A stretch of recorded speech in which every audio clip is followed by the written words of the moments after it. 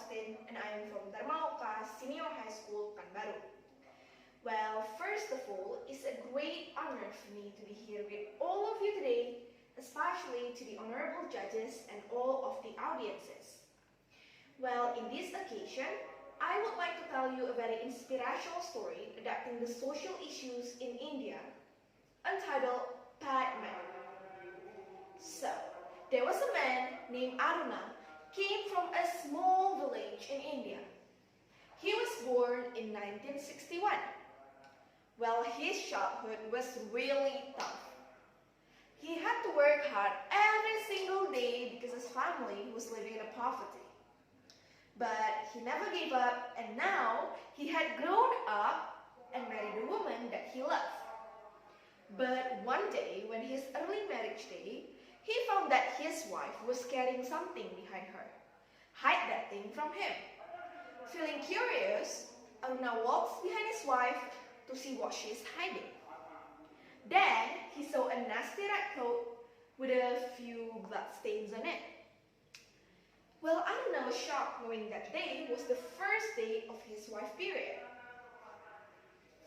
You used that dirty coat for it. I don't even use it to clean my bicycle. You could be infected. Directly, he ran to the drugstore to book some sanitary pad for his wife.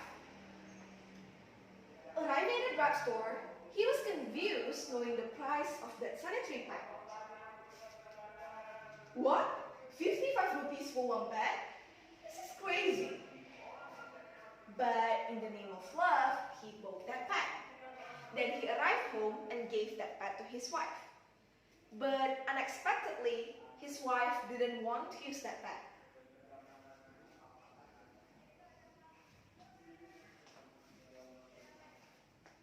Are you out of your mind? This pad is really expensive. Give it back to the drugstore. They were arguing. Then, at that moment, he realized that how could 300 millions of women in India could afford that pad? This is freaking expensive. Plus something like menstruation is a taboo thing back then in India. Even though we assume that period is a natural phenomenon in women's body, but if you go to India, no one was going to talk about it. So can you imagine that 88% of women are driven to use ashes, newspapers, sandhogs, even dried leaf. As a result of this unhygienic practice, most of those women suffer from reproductive tract infection, increasing the risk of cancer. And Aruna didn't want his wife to get cancer. So, suddenly an idea popped in his head. He tore that pad that he bought and suddenly found a cotton that only 10 grams. Like, oh my god, the company sold it for pounds, even dollars. So he thought, why didn't make his own sanitary pad and gave it to his wife? So he went to the textile shop and bought some cotton and somewhat substances and tried to make that pad. But nothing was easy. When Gayatri, his wife, tried the pad that he made, she gave a really worse feedback. I will never use your pad anymore. It soiled my sari and I have to wash it all night. Please, it's not your business, cried his wife. Not feeling satisfied, Aruna tried again to make that pad with a different kind of material. He even went to the medical college to looking for volunteers, but no one helped. So, he thought, go ahead. Why didn't try to use that sanitary pad himself? So, he took a blood animal and placed it into a bottle and used a tube going into his panties and start to ride a bike. Unfortunately, a blood flew in his pant and ruined Aruna's trousers. Well, it was scandalous. A lot of local village people were really shocked and said that he got some sexual illness. Who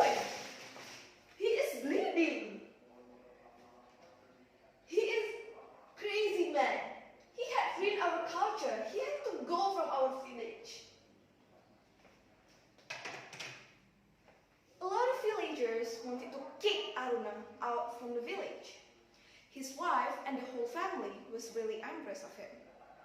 So he had no choice. He left the village to continue his research.